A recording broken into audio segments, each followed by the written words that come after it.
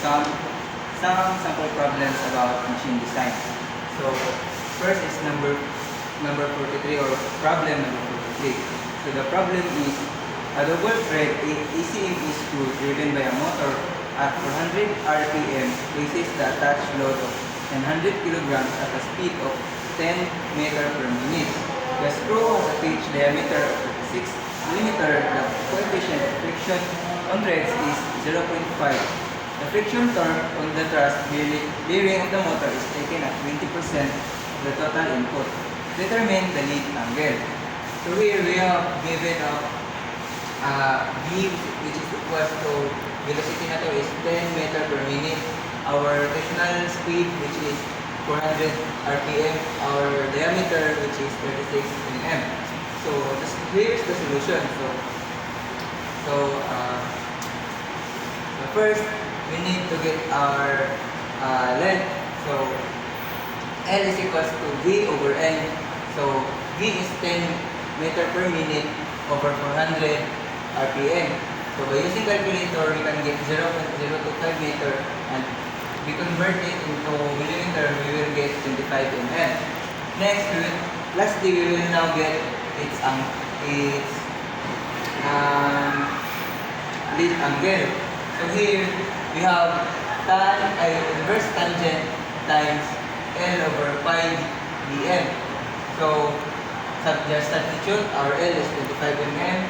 We have diameter of 36 mm times pi. So using calculator, we can get 12.456 degrees. 456 degrees.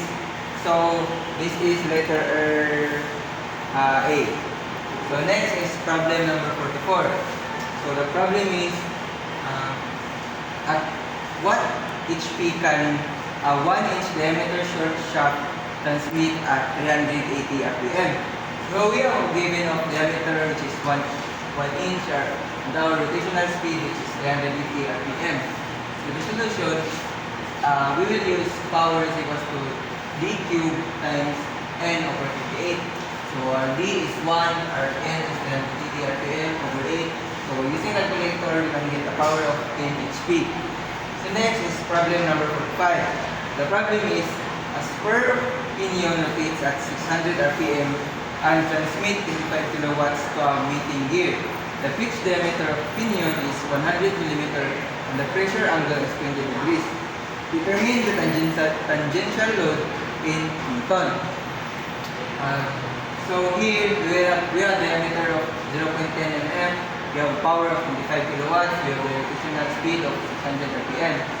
So here's the solution. We'll get the formula of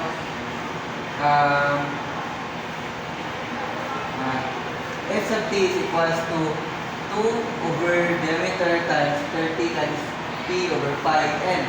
So just substitute, our D is 0.10, our P is 25,000, and our N is 600. So by using calculator, we can get the answer of 7,957.75 Newton, which is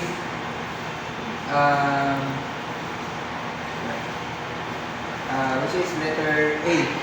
So next, number 46. The problem is a bearing that primarily guides the motion of machine number with a specific regard to the direction of load application. So here's the choices: A, journal bearing; B, clearance bearing; C, guide bearing; and D, thrust bearing. The answer here is letter C, guide bearing. So lastly, problem number 52. Which of the following are the composition of stainless steel 302? So here's the choices: A, 18% chromium and 8% nickel; B, 18% nickel and 8% chromium; C is 18% chromium and 8% phosphor bronze; D is 18% bronze and 8% vanadium. So here the answer here is letter A. So that would be all.